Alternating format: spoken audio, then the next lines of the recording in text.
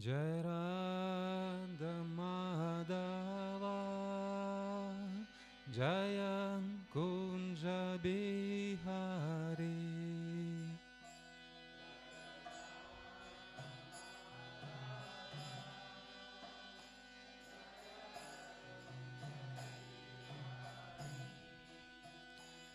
Jai Radha Madhava Jaya Kunja Bihari.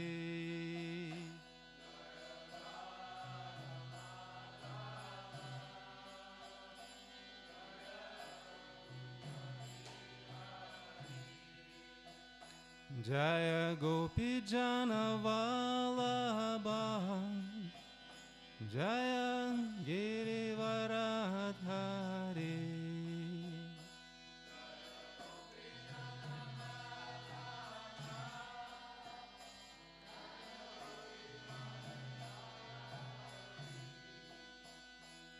Jaya Gopi Jana Vallabha Jaya Girivaradhari.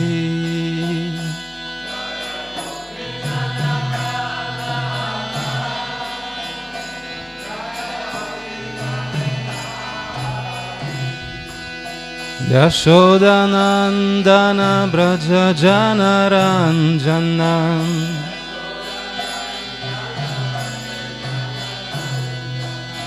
Yashodanandana Braja Janaranjana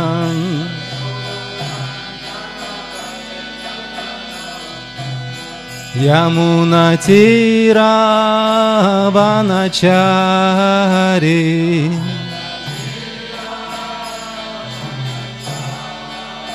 Yamuna Tira Vanachari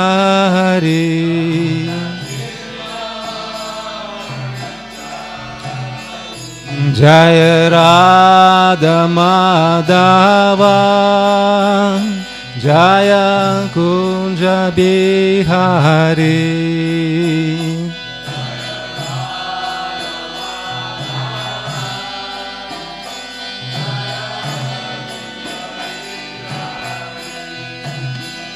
Jaya Radha Madhava Jaya Kunja Bihari.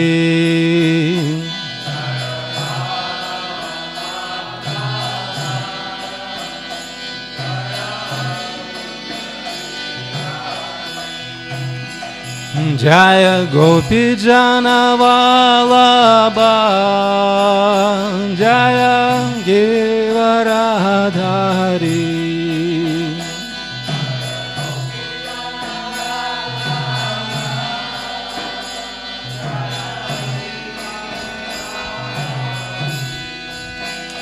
Jaya Gopi Jana Vallabha Jaya Girivaradhari.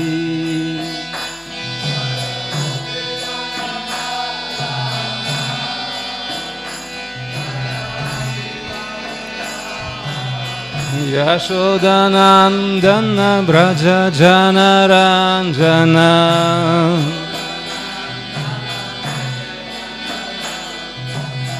Yashodanandana Braja Janaranjana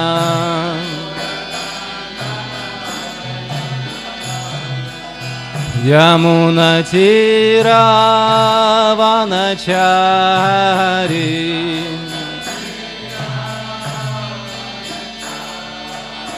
Yamuna Tira Vanachari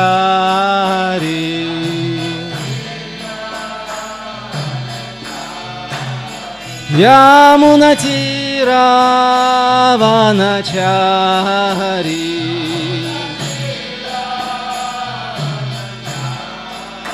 Yamuna Tira Vanachari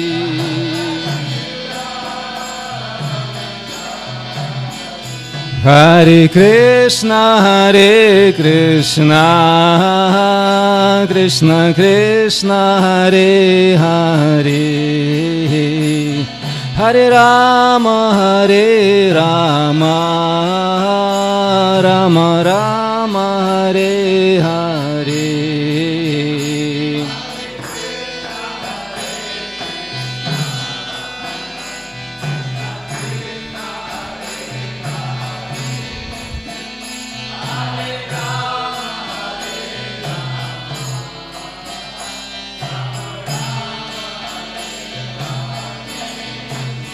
Hare Krishna, Krishna Krishna, Hare Hare. Hare Rama, Rama Rama, Hare Hare.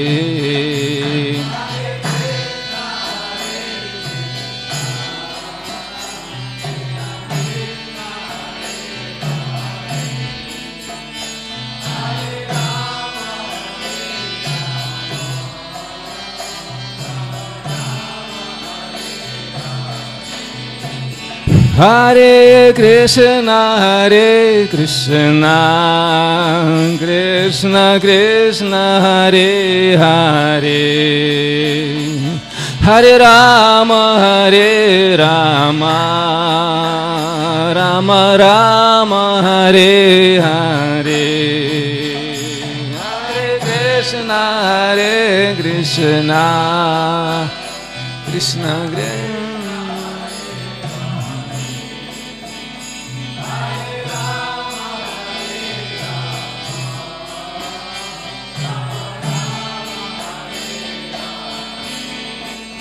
Hare Krishna, Krishna Krishna, Hare Hare. Hare Rama, Rama Rama, Hare Hare.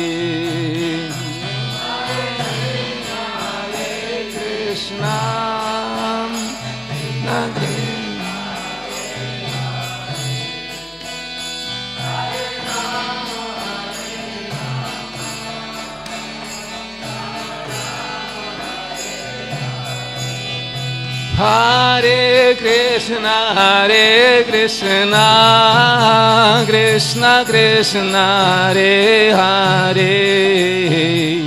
Hare Rama, Rama Rama, Hare Hare.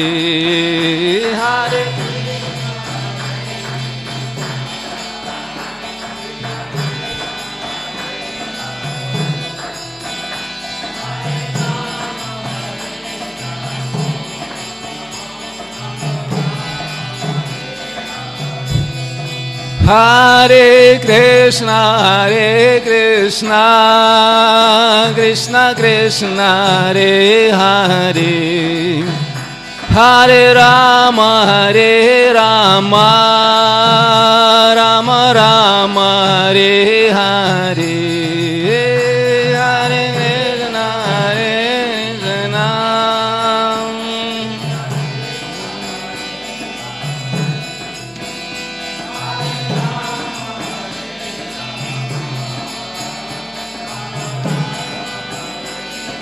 Hare Krishna, Krishna. Hare Krishna, Krishna Krishna, Hare Hare. Hare Rama, Rama Rama, Hare Hare.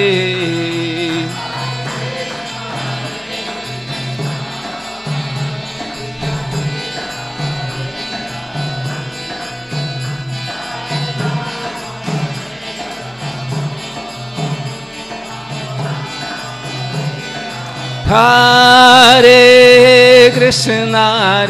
Krishna, Krishna Krishna, Hare Hare. Hare Rama, Rama Rama, Hare Hare.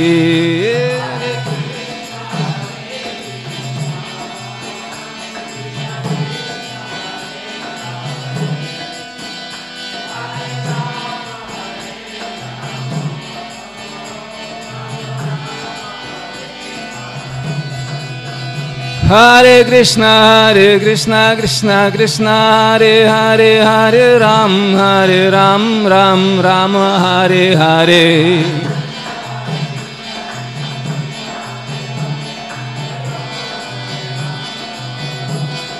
Hare Krishna, Krishna Krishna, Hare Hare, Hare Ram, Ram Ram, Hare Hare.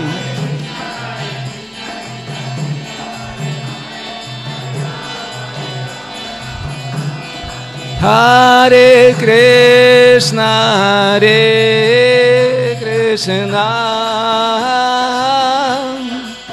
Krishna Krishna, Hare Hare, Hare Rama, Rama Rama, Hare Hare.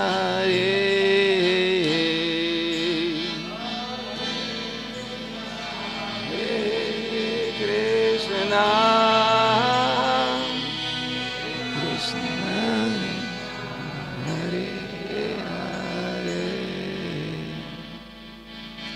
Hare Rama, Rama Rama, Hare Hare.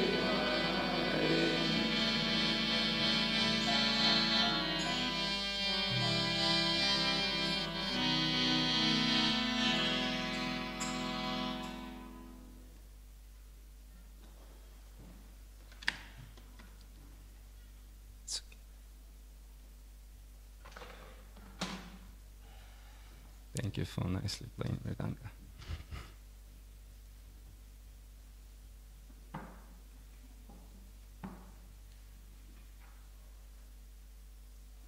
Om Namo Bhagavate Vasudevaya.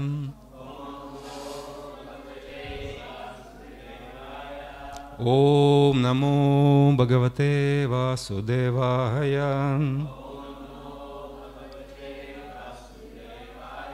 Om Namo Bhagavate Vasudevaya.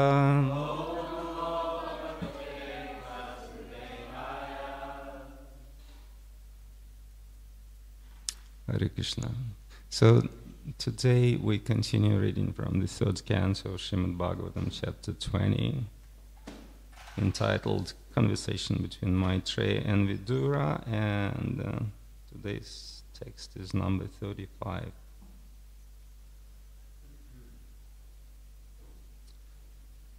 Yava kachitvam abale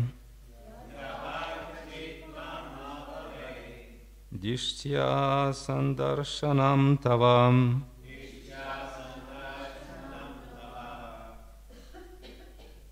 utsuno shiksha mananam kanduka kridaya manaham Yavakachitvam abale dishtya sandarshanam tavam utsuno shiksha mananam. Thanks. Kanduka kridaya manam.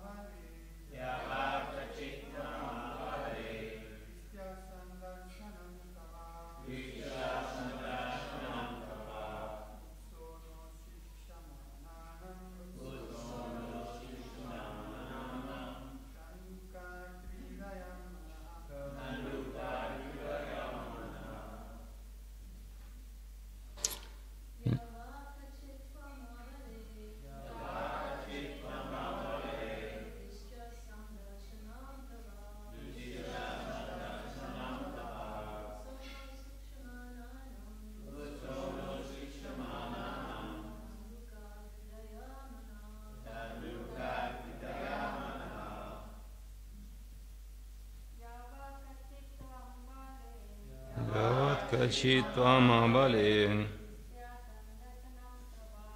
Kya sandarshanam tavam Sunasiksha mananam Dukkha kridayamana. Ya, whosoever, va, or, kachit, anyone, tvam, you, abale, O beautiful girl, dishtya, by fortune, sandarshanam, seeing, tava, of you, utsunoshi, sounds like Japanese, utsunoshi. You agitate. Ikshamananam, of the onlookers. Kanduka, with the ball. Tridaya, by play. Manaha, the mind. Translation by Srila Prabhupada. Srila Prabhupada ki jai.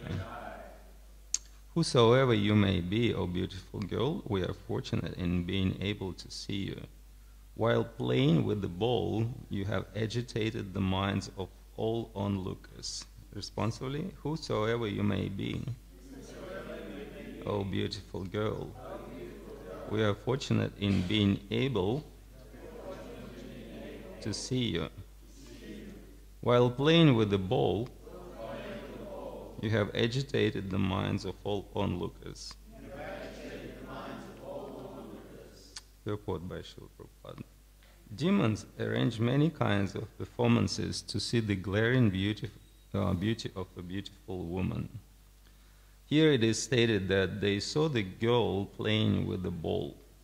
Sometimes the demoniac arranged for so-called sports, like tennis, with the opposite sex. The purpose of such sporting is to see the bodily construction of the beautiful girl and enjoy a subtle sex mentality.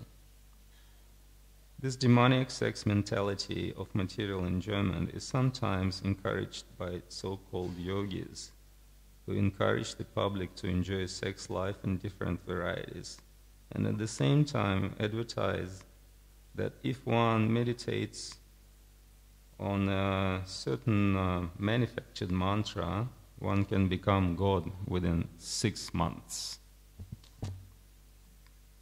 The public wants to be cheated, and Krishna therefore creates such cheaters to misrepresent and delude. These so-called yogis are actually enjoyers of the world garbed as yogis. Bhagavad Gita, however, recommends that if one wants to enjoy life, then it cannot be with these gross senses. A patient is advised by the experienced physician to refrain from ordinary enjoyment while in the diseased condition. A diseased person cannot enjoy anything. He has to restrain his enjoyment in order to get rid of the disease. Similarly, our material condition is a diseased condition.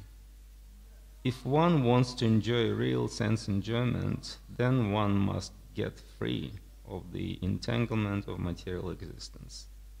In spiritual life, we can enjoy sense enjoyment which has no end. The difference between material and spiritual enjoyment is that material enjoyment is limited. Even if a man engages in material sex enjoyment, he cannot enjoy it for long. But when the sex enjoyment is given up, then one can enter spiritual life, which is unending. In the Bhagavatam 5.5.1, it is stated that Brahma Sokhya, spiritual happiness, is ananta, unending. Foolish creatures are enamored by the beauty of matter and think that the enjoyment it offers is real, but actually that is not a real enjoyment. I'll read the text again. Whoever you may be, O beautiful girl, we are fortunate in being able to see you. While playing with the ball, you have agitated the minds of all onlookers. Omagyan Timrandisya Gyananjana Shalakaya Chakshurun Militam Yana Tasmai Shiguravan Shichtani Manobishtam Stapitam Yana Butale Swam Rupa Kadamayam Dadati Sampadatika Vanchikalputarupisha Kripa Sindupyavicha Patitanam Pavan Vaishnava Piyana Monma Jai Shri Krishna Chaitanya Prabhu Nityananda Shri Advaita Gadadhara Shivasadi Guru Bhakta Vrinda Hare Krishna Krishna Krishna Hare Hare Hare Rama Rama Rama Hare Hare.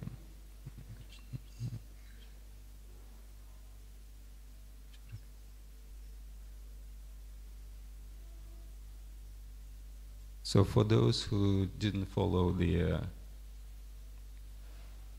narration of this particular chapter, it's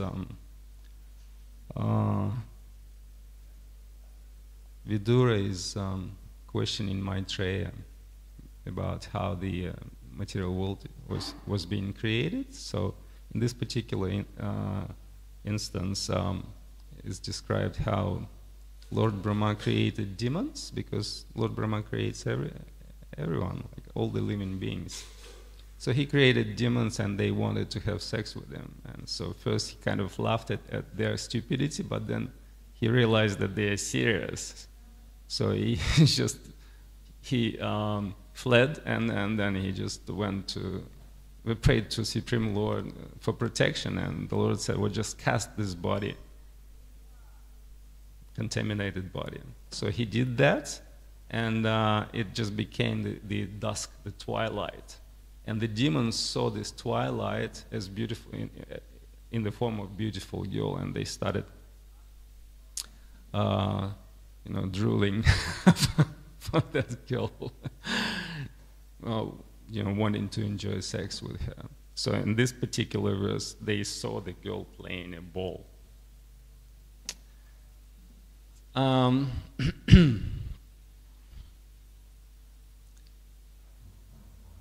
The Vedic aphorism states Anandamaya Vyasat, Vedanta Sutra 112, which means that by nature, the Supreme is blissful.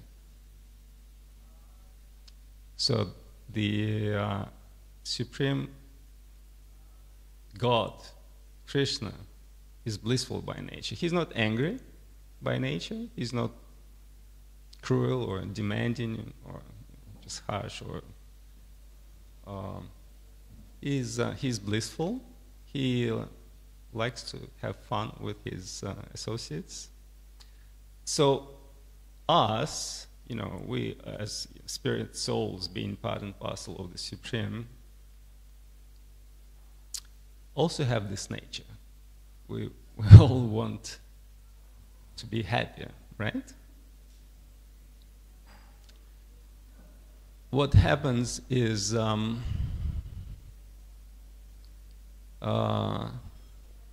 there's an example here when you put the tamarind in the milk becomes yogurt. So when our pure love being tinged with the mode of passion, it just becomes lust.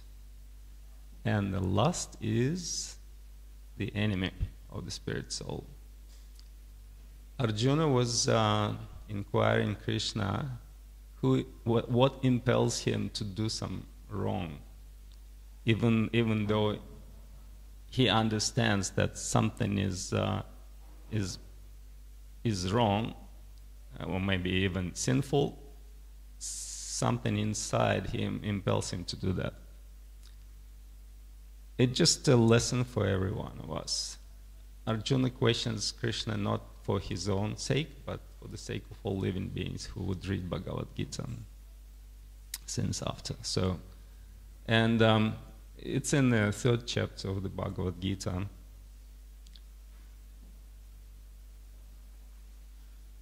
Which is called Karma Yoga. So Arjuna said, O descendant of Vrishni, by what is one impelled to sinful acts? Even unwillingly, as if engaged by force. And in the next text 37, Krishna gives his answer. So the Supreme Personality of Godhead said, it is lust only, Arjuna, which is born of contact with the material mode of passion and later transformed into, how you call in Australia, wrath or wrath? Huh?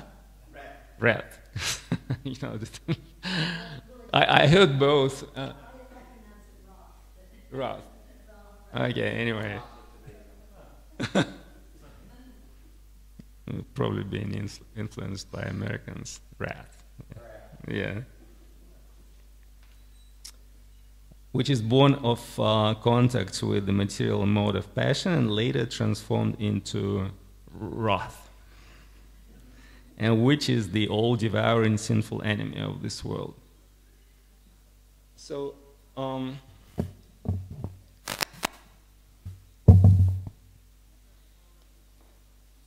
lust, if it lasts for some time and not satisfied, is being transformed into anger, right? But if it's satisfied, it's transformed into anyone else? If it's satisfied. Yes, it says here, greed. Okay, so lust, greed, and anger are the three most ferocious enemies of the spirit soul. And how to deal with that? Can we suppress our lust? Can we get rid of lust? Because lust is the root cause of both anger and greed, right? So apparently we have to deal with the lust. So how we deal with that?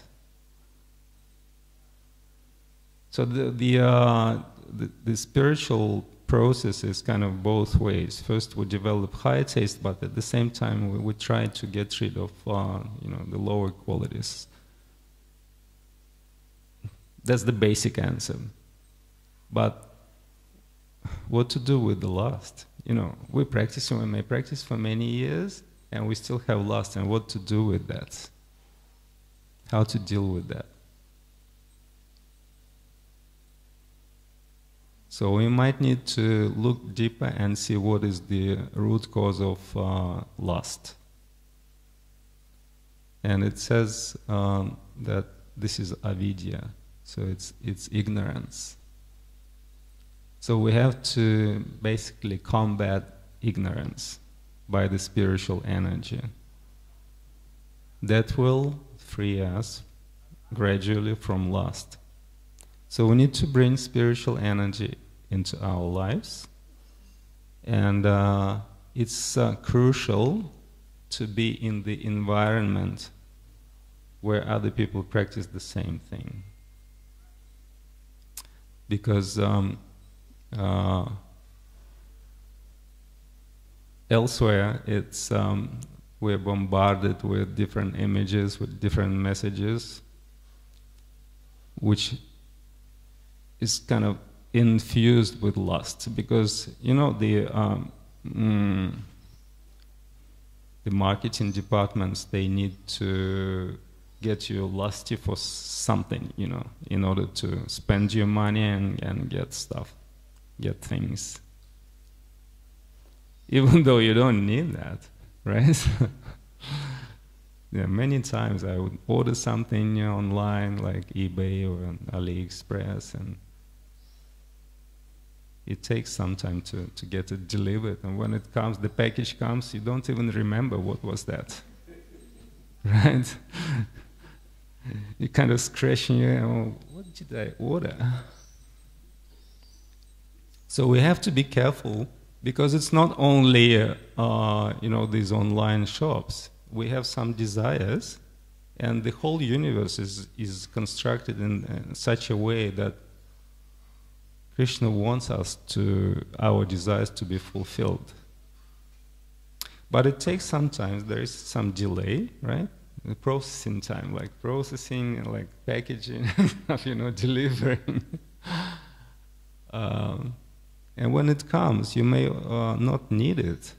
And it could be an impediment in your spiritual life, right? But it will come. So we have to be very cautious with the desires.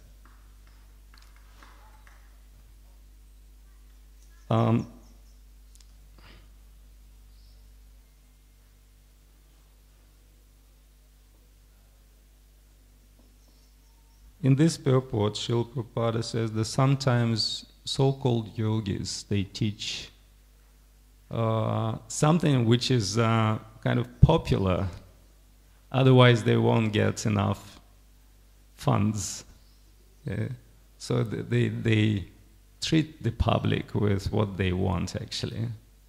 Just give me some money and I'll give you a mantra, otherwise you can do whatever you want.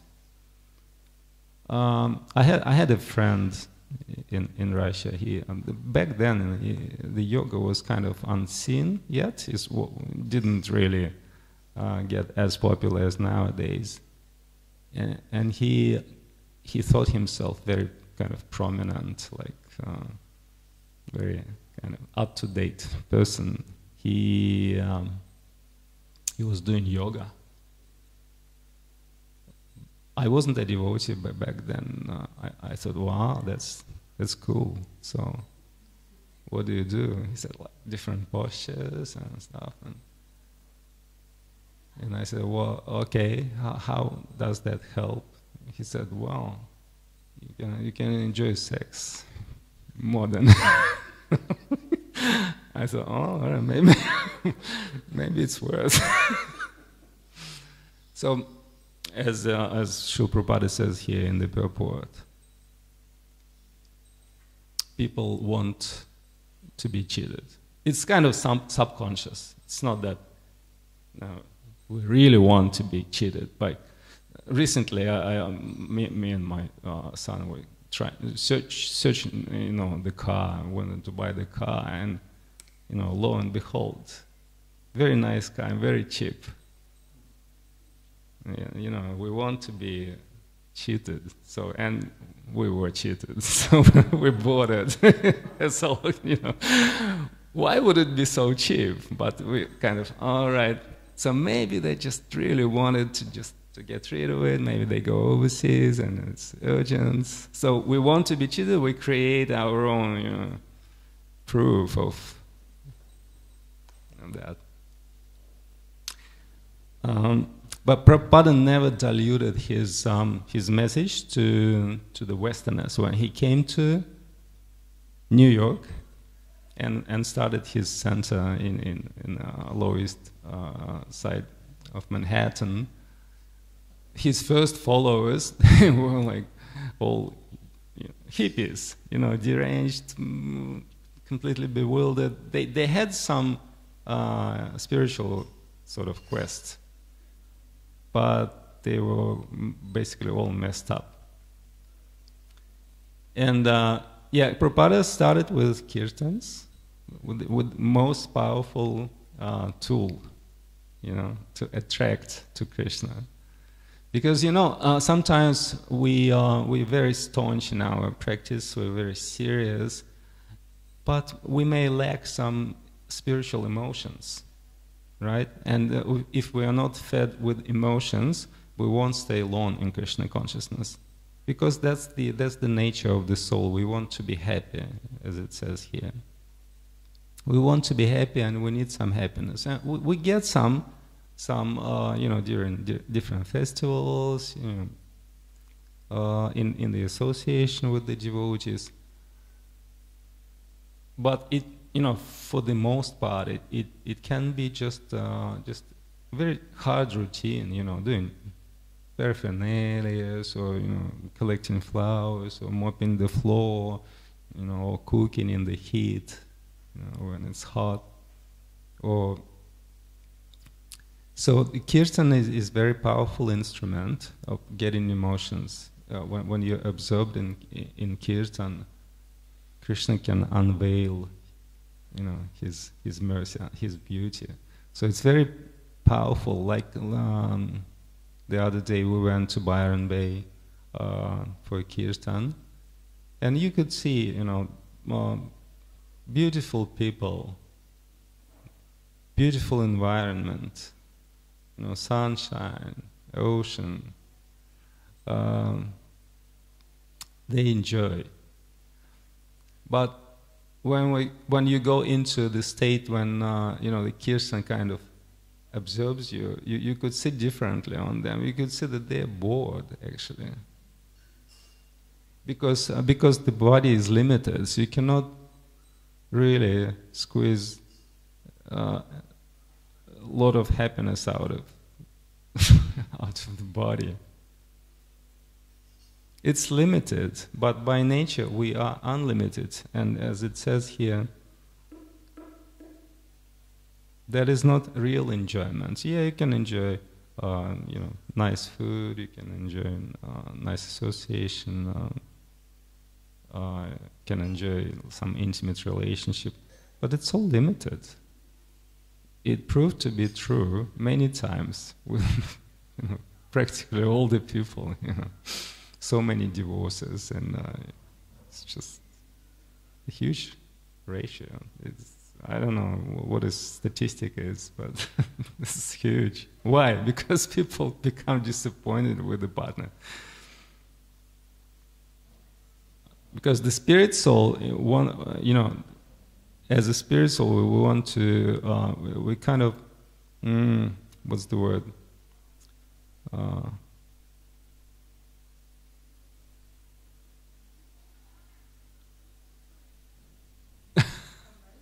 Huh?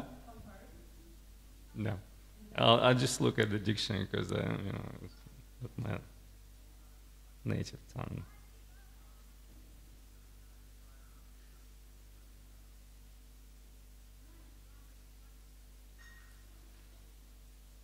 It's not exactly, but anyway. Is there such a word as deify?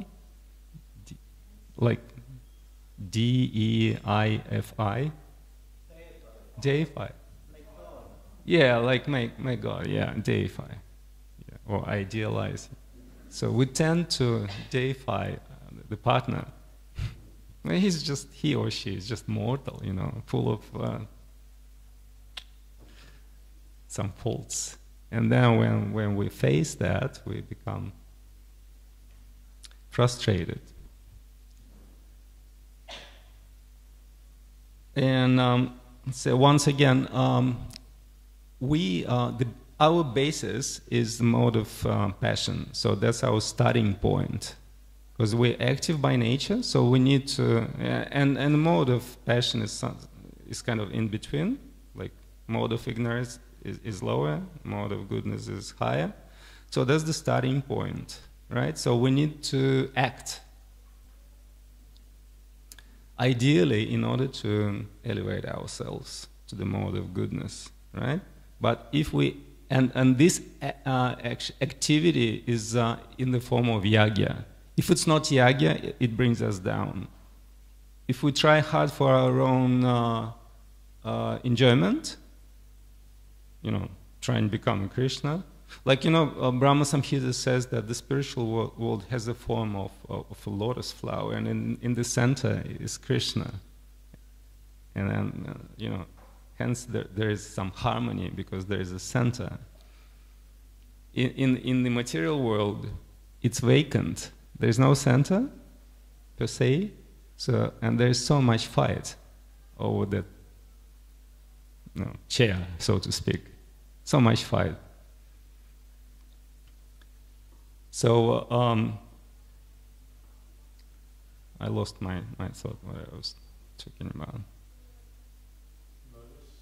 Yeah, lotus, yeah. Before that? We're in the mode of passion. We're in the mode of passion, right? So if we don't perform our duty as yagya, we won't elevate our consciousness. Because, we are given so much facilities, we need to pay back. This is called yagya, and the yagya for this the Kali Yuga is Sankirtana yagya, which sometimes kind of diminished. Like Aindra Prabhu was very upset with that. He would many times say that we tend to forget that Sankirtana Yagya is the most important in this age. We sometimes pay more attention to other things, auxiliary to, you know.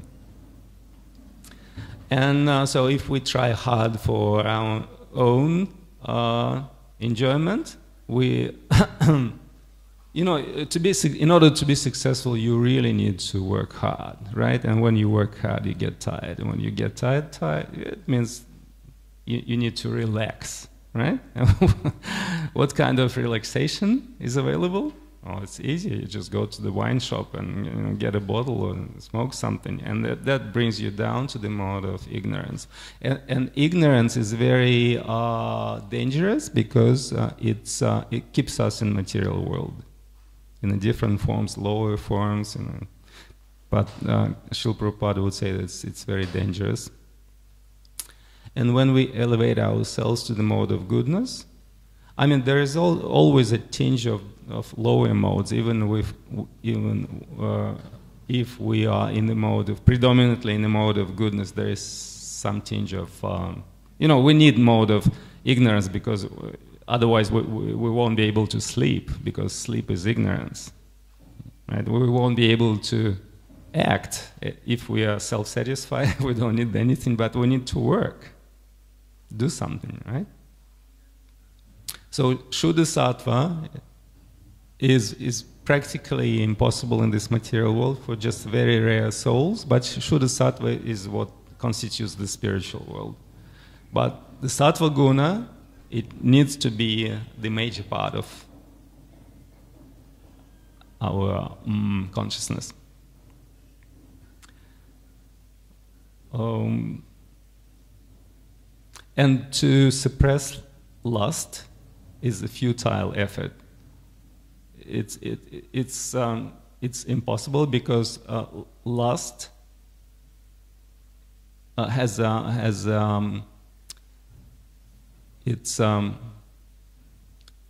it comes from a spiritual world, because Krishna is lusty. So again, we as part, but it doesn't create any trouble in the spiritual world, because it's all pure, it's all blissful. Here it's dangerous because lust is the enemy, and the root cause of the lust is ignorance. So we need to fight ignorance by bringing the spiritual energy into our consciousness. When there is light, there is no darkness, and ignorance is darkness. I will probably stop here, and if you have any comments or questions, I'll try to answer.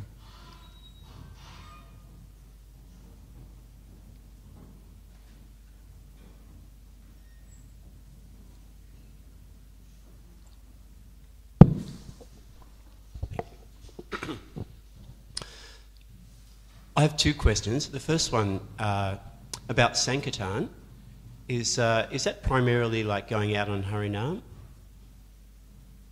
and chanting in the street, or? San means the joint, the congregational san, and Kirtan means loud chanting, right? So initially it's basically what you said, but then later on it also, you know, had a connotation of book distribution. Okay. Which is, you know, Brihat Mridanga as well, and Srila Prabhupada was very pleased when his books were read and distributed, right? So I would say it's both. You know, different sadhus, they have different opinion about it. As I mentioned, Indra Prabhu used to even criticize a little bit, putting too much emphasis on book distribution, because he said we need to chant congregationally. That's the Lord Chaitanya's movement. But again, as I said, Srila Prabhupada was very eager to distribute his knowledge through the books. So it's getting out there into the public and distributing books and getting the holy name heard. Ideally, you know, the Harinam Ruchi, they have books, they chant and they have books, and immediately they can distribute books. As the boys recently on Sunday done as well. Pitambara and Chaitanya Jivana.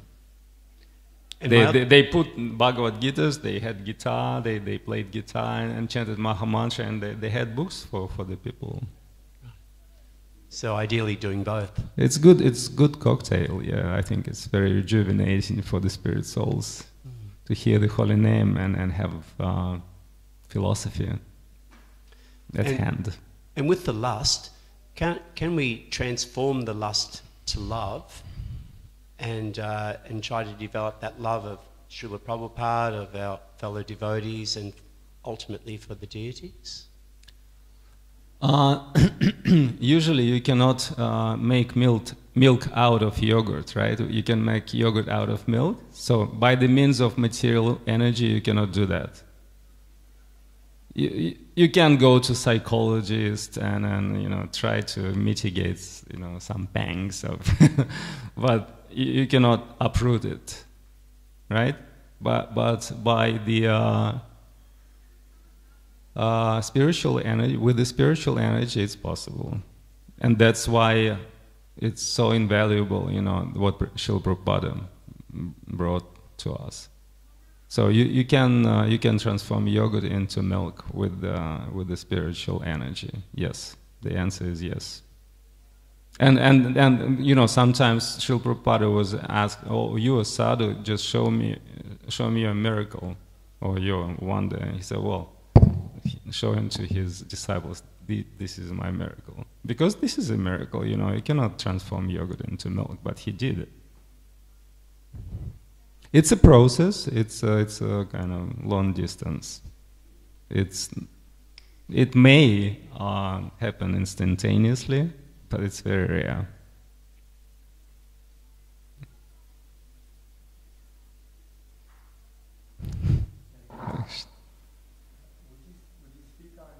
Can you switch it on? Would you speak on yajna, sacrifice, and is it enough to think it intellectually to offer things to Krishna? Do we want to verbally? Are there more ways? How do we offer everything to Krishna? Well, first of all, we need to understand that Krishna is the source of everything, so he supplies everything for us. He is even the fire of digestion. You know, when you take food, you don't even think about it, but Krishna comes as the fire of digestion, digest the food. You know, you can then transform it into energy.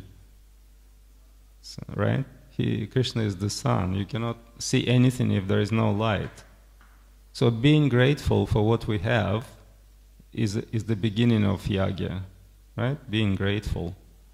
Okay? So with this mentality, whatever you do as a thank you to God is already yajna.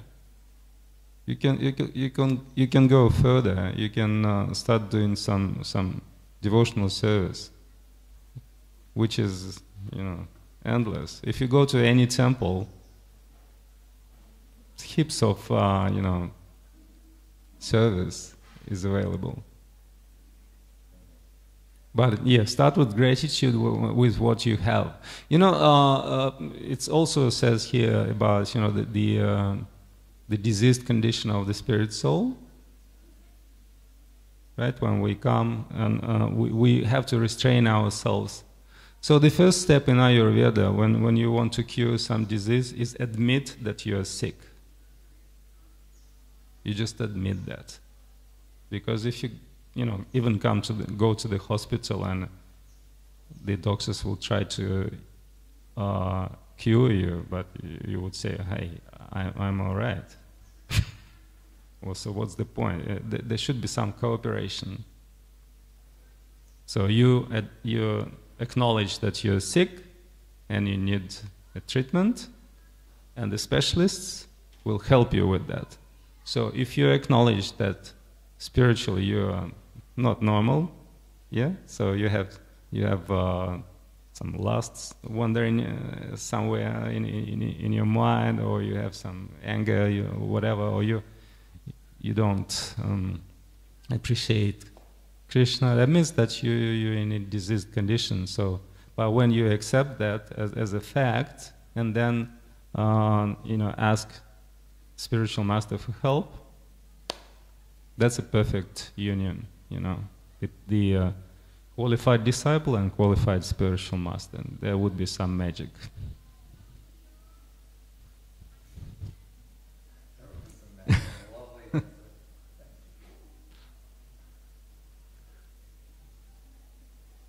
Anyone else? No? Thank you very much. Grantara Srimad Bhagavatam ki jai, Srila Prabhupada ki jai.